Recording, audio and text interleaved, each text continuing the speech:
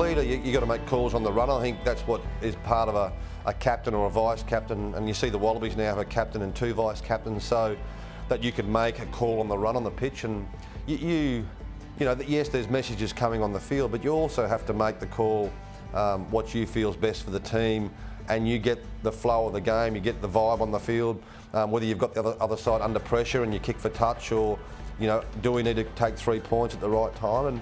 And that's also making the decision in a calm environment and a measured time frame as well, without rushing into it. So I've been lucky to be around some pretty good leaders in my time. Nick was the sort of leader that gave you a lot of confidence to be a part of the team. You just felt like he was in control, and the team was always in good stead when he was there. Probably one great example, it's a simple example. When we played that World Cup final in 1991, I just turned 21 that year, was out in the field. I remember, I think we were kicking off, and I was, being the lock, I was over towards the sideline ready to chase the kick, as the English crowd is singing "Swing Low, Sweet Chariot," and you couldn't help but be overawed to some extent by that situation.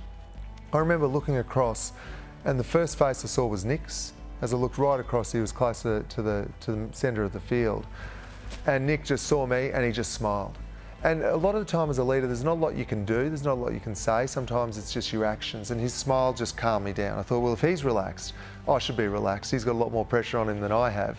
And those sort of moments, it's not necessarily that he thinks about what he thought about what he had to do.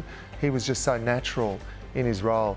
Nick's a great friend now, and he's still a great leader in society. And you can't help but learn a lot off people like that. John took probably a couple of years to become a very good leader, and I think that grew with the responsibility that he had, and also he became a lot better as a leader because he had 4 or 5 players around him who were leading their Super Rugby team and could add a lot more value to John as well. So John took probably 18 months to 2 years to become a very good leader, and then he was just brilliant going forward, made the right decisions on the field, but also made sure that we had the discipline off the field to make sure that the culture was right within that group. One of the first rules to be a great leader is you need to have a great team, and I had a great team, and I think it made me look a lot better as a leader through that period of time. When you go through that team, there was leaders right through. There was Phil Kearns in the front row, then he got injured, and Michael Foley came into hooker. There was David Giffen, probably wasn't recognised as a leader, but he was a serious line-out leader in our team.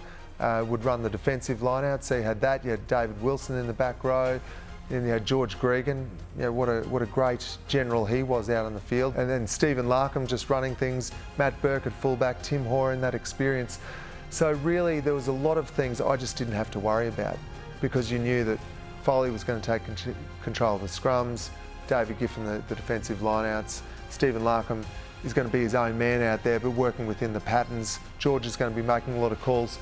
So for me, my biggest role was just making sure that some of the things around the edges were right, and that we could focus on what we needed to focus on. And of course, then you've got to look at the off-field staff we had, and Rod McQueen was a magnificent coach in a lot of form through that period. We had a lot of discipline in the team, from the coaches to the players, and we also made a lot of sacrifices along the way. But I think probably the trust was the most important ingredient. We trusted in the coaching staff, we trusted the game plan that we were always going to play, but also you trusted the guy next to you, and whether it was a centre defending next to you, or whether it was a winger, or God forbid a tight head prop defending next to you in the line, you knew that everyone was going to do their job, and you trusted them enormously. It's just bred as you grow older as a team and grow more experience as a team, and when you're in different situations in a test match, or it might be on a training paddock. We used to simulate a lot of games on a training paddock if someone got